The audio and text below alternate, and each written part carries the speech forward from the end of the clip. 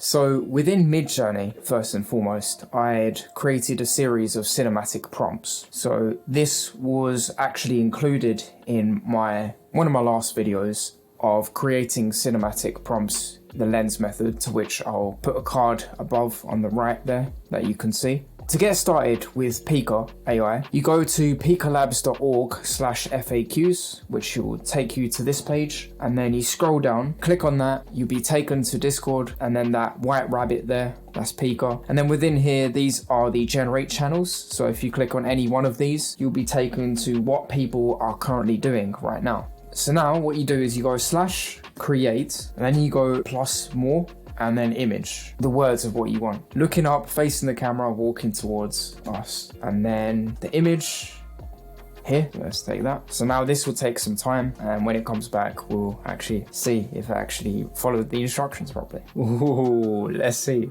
It's come back now. That's not that great, is it? Damn. I think you have to do this like 2-3 times, and then you can compare between at least 3 to 4 instances of it before it's actually good enough to go. And this is just the basic version. Of course, you could get a bit more granular, and you could do things like motion, panning, and a whole host of other specific technical terms. Guidance scale, I think, is one of them as well, which I can go into in a future video. But for now, I hope that, this can at least give you the basics of what there is to expect with this. So now I'm going to try a few more images, something a little bit more simplified, and hopefully that does a better job than what we had before. So smiling, talking, wavy hair, and just gonna be this woman here. And let's see what happens. Oh wow, that's incredible. Let's see it in the full screen.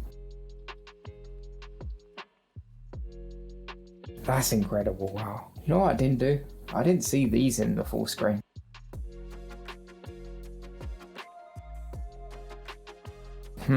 He almost he turns into a different person as he walks away.